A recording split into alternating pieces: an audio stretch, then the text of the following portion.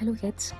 So we are here with the question construct a square of side 6 centimeter, and this is from class 6, and we will be constructing it by using compass ruler.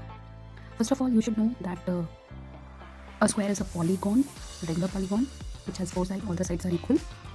Second, its all angles are also equal, that is 90 degree. You can see the rough figure of this square. So before constructing a square, I have drawn a rough figure, that is compulsory, and you should write the first line in your steps of construction that you have drawn a rough figure. Now let's start. For this, I will be drawing a line segment of 6 centimeter, as my square is having the side of 6 centimeter. Okay, I have drawn, let's say AB, because according to my rough figure I have to do AB only. Now I will be constructing 90 degree.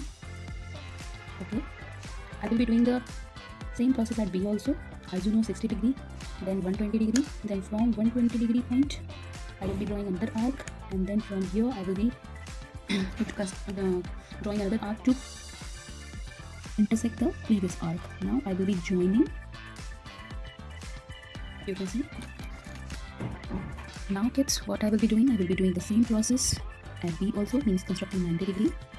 Okay, first of all 60 degree, then 120 degree, and then intersecting the previous arc. Now let's join B and this intersection point. Yeah, done. Now that's what I will be doing. I will be taking the compass, and I will be adjusting the compass, and I will be taking the radius of 6 centimeter. You can see 6 centimeter.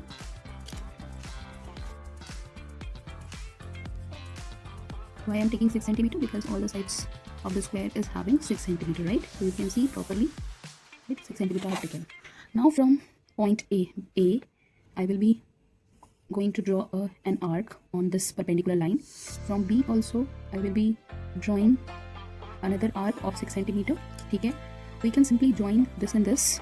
Okay, now let me name it as C, and this will be D, and let's join C and D.